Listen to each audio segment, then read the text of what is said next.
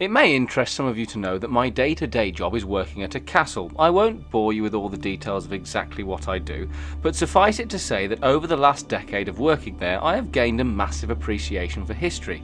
I mean, I've always enjoyed history, I just didn't know much about the finer details. I still don't, but I now know at least how many people died at the Battle of Towton and how quickly it happened. History and video games have a very interesting relationship, to say the least, and finding a game that treats various histories and mythologies with any real respect at times is a struggle. But Ensemble Studios had bucked that trend since 1997 with Age of Empires. Regarded as one of the finest real-time strategies of all time, Age of Empires has a fine gaming pedigree, and it was one of the first full-blown PC games I ever played. So when I heard that a fourth instalment was announced, albeit no longer developed by Ensemble Studios, and that it was coming to Xbox Game Pass on release day, I was extremely excited. And now I've had a chance to play it? I'm still excited, but perhaps not as much as I was beforehand.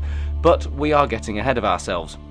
Age of Empires 4 was developed by Relic Entertainment and World's Edge, published by Xbox Studios, and released on the 28th of October 2021 at a cost of £49.99, unless you are on Game Pass, in which case it's included with your subscription. I dived straight in and was immediately greeted with a basic tutorial mission. If you've played any previous Age of Empires, you won't really need this, but we will get to that in a moment.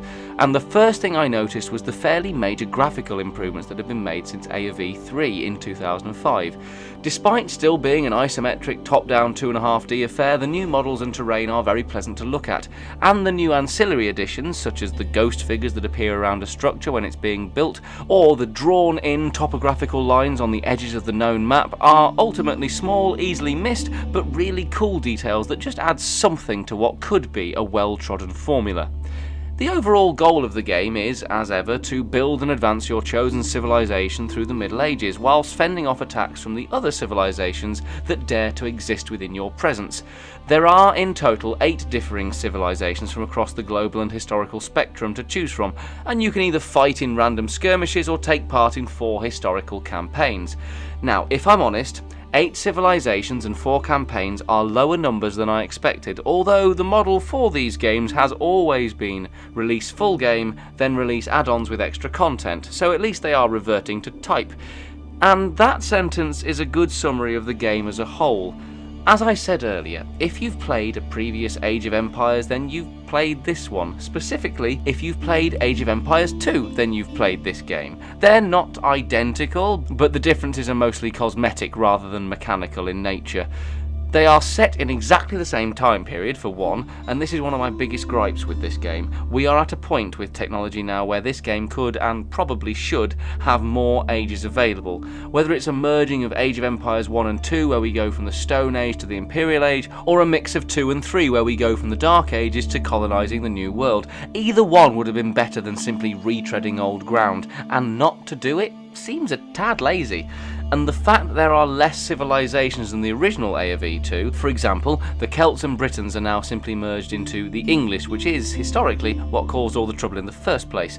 Less campaigns and less basic map types, although the maps are randomly generated from a variety of biomes in skirmishes, which does, to be fair, up the variety somewhat. It all just feels like this is a remaster or reworking rather than a new game. That all being said, there have been 2 major improvements over the previous games. Number 1, they have done away with the dubious voice acting and opted for a standard narrator for all the campaign missions, and number 2, they have lent into the factual and historical side rather than the more Hollywood version of history that we've been presented with in previous titles. This second one is a change that I totally approve of, because it shifts what could have been a simple upgrade into new territory. Before each campaign mission, there is now a full HD video introduction that focuses on the real-life location you are about to do virtual battle in, which really grounds the gameplay in historical context and makes you feel like you are fighting to improve the lives of your villagers. And I don't know, maybe it's just me, but I feel like a game recounting historical events should give you the factual basis behind them, rather than some dodgy dialogue with questionable accents telling us how Joan of Arc battled with the English.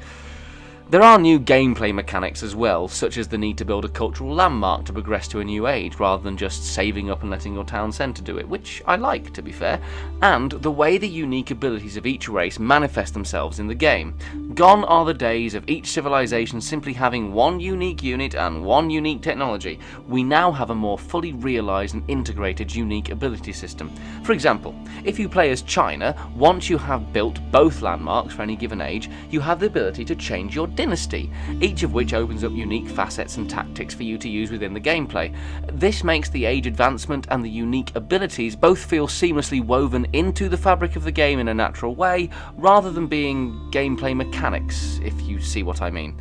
But this is where we have to talk about the war elephant in the room: civilization. Nowadays, A of E doesn't have the God-given right to call itself the king of the RTS empire. It is, whether it likes to admit it or not, in the firing line for comparisons. Now, at first glance this may seem unfair, but in reality, Age of Empires and Civilization are two sides of the same groat, and the question here is which is worth spending your hard-earned groats on. And there's actually a fairly simple answer. If you already own Age of Empires 2 and are not desperately interested in the pure history side of things, then buy Civ 6. Apart from the graphical upgrades and a few new mechanics, you're not missing much, and you've got many more varied civilizations in A of E2 to keep you occupied. However, if you are interested in the deeper human history behind some of the most important events in European and Asian history, then buy Age of Empires 4. As a genuine historical game, it is by far one of the best around, especially now with the renewed focus on the facts behind the gameplay. And there is also the lineage and pedigree that we've grown accustomed to in the decades since its inception, still running freely through the veins of this, in gaming terms at least, veteran warrior. Despite some glaring omissions, no Vikings, no Spanish Armada, no Crusades campaign, and there's at least 3 DLC titles you can expect to come out over the next 18 months, Age of Empires 4 manages to not ruin what the series already had and adds just enough to it to deliver a very solid experience which will have you coming back for more. 7 out of 10.